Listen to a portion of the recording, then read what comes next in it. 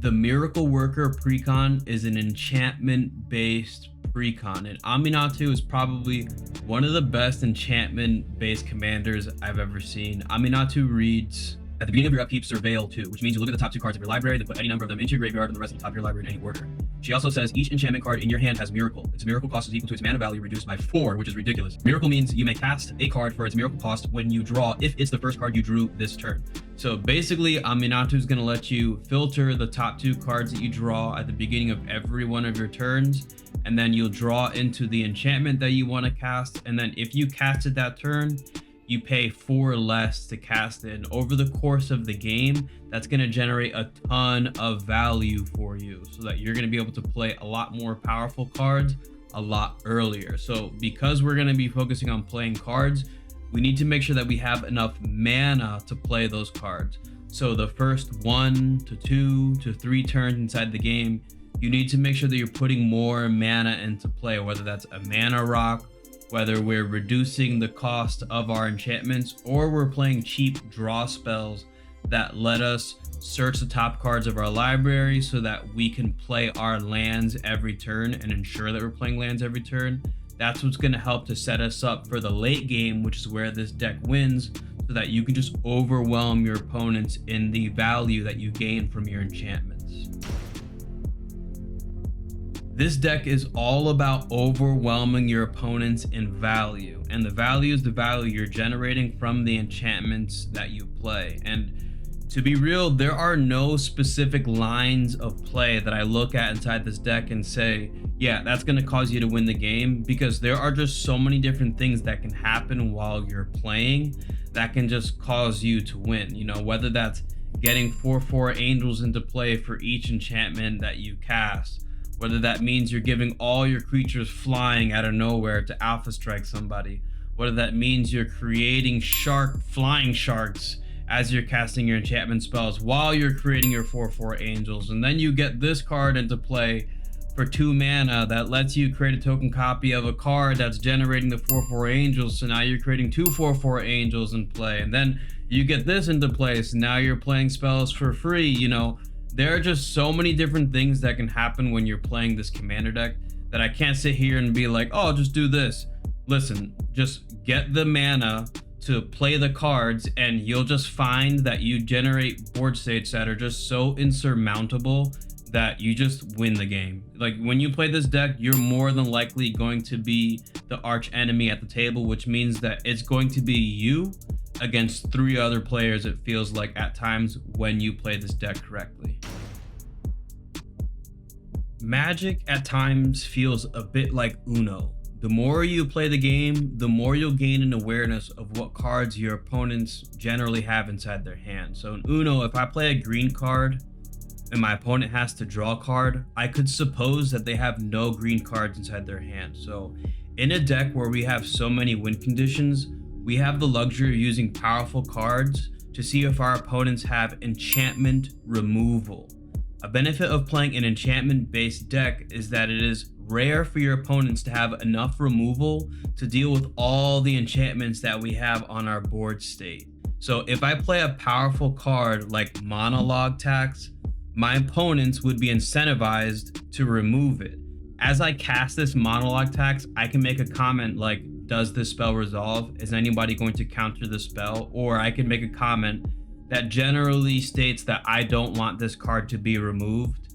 And when I play that, what you'll find is that if people have enchantment removal, when you make comments like that, they will use the removal to destroy this card. And this card does generate a lot of value. It's going to give you treasure tokens, which is going to let you play more cards. So it would be worth destroying. But the thing is that if they do not destroy it, you could then suppose that they don't have the removal to destroy it.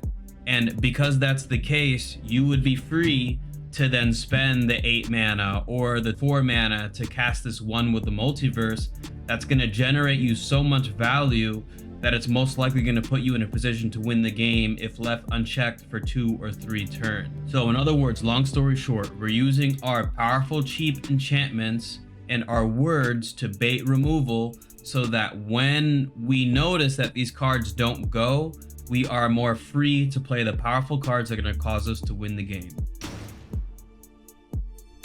Board wipes are cards that destroy everybody's cards on the board.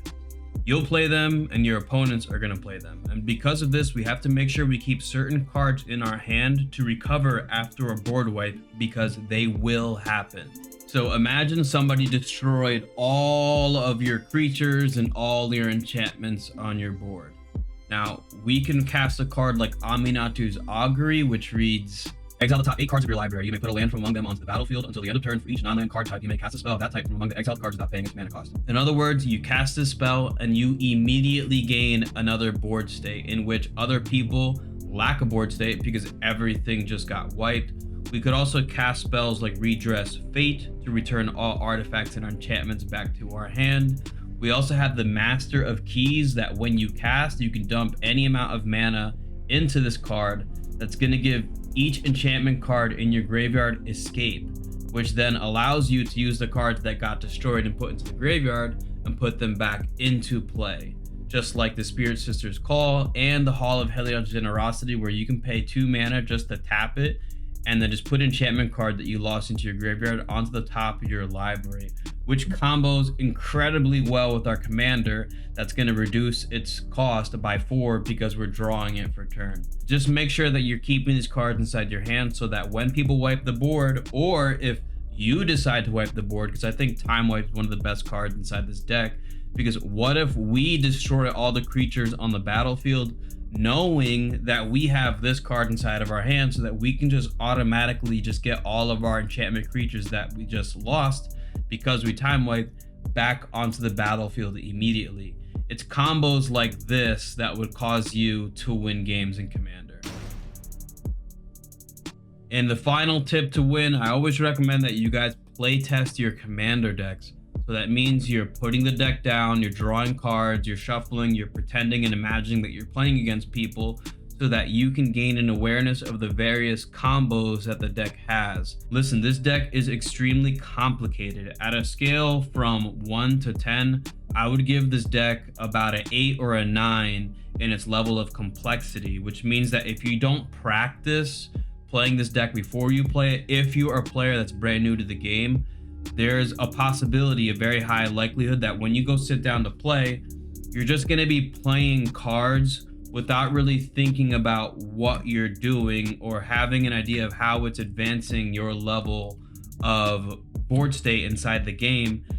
And when you're in that place, it's not really that fun when you're playing the game, because you don't really know what you're doing. You're just playing cards to play cards instead of reacting and responding and setting up how you win. And this deck is really about making sure you know how the cards synergize with each other so that you can put yourself in a position to win the game. So honestly, if you were a brand new player to the game, I would recommend that you buy a different precon, and maybe in the future when you gain more skill and more awareness of the game, you can then come back and buy this deck.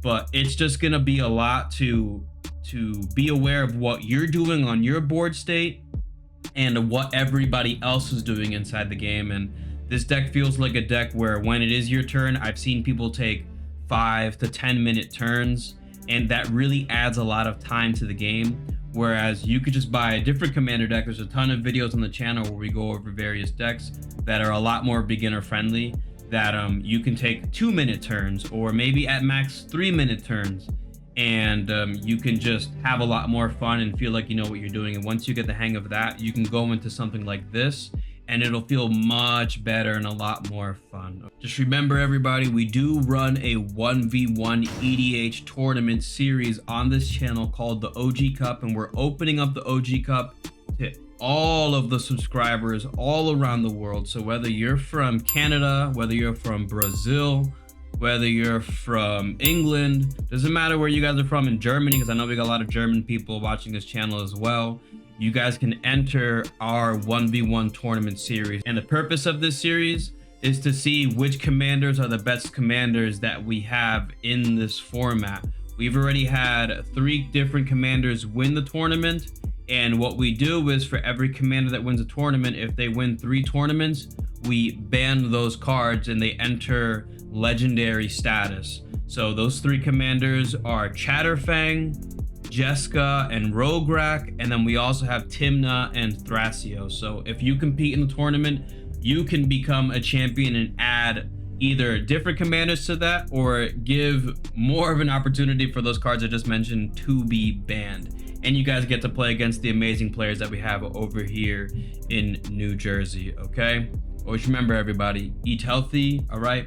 Work out every single day, even if it's just for 5 minutes. And most important, you guys got to remember to believe in yourself, all right? If you're interested in playing in the OG Cup, you got to enter the Discord and you can find all the information over there, all right? Peace out, people. Everyone that's a part of this community is inviting all the subscribers on this YouTube channel to compete in this channel's tournament series, the OG Cup. Another day, another victory for the OG. Our 1v1 EDH tournament series is now going to be held on Spell Table and broadcast live on this YouTube channel via the Discord. So if you would like to represent your country and become known around the world as an OG Cup champion, you can join the Discord in the link below and test your skills against some of the amazing players we have in this community.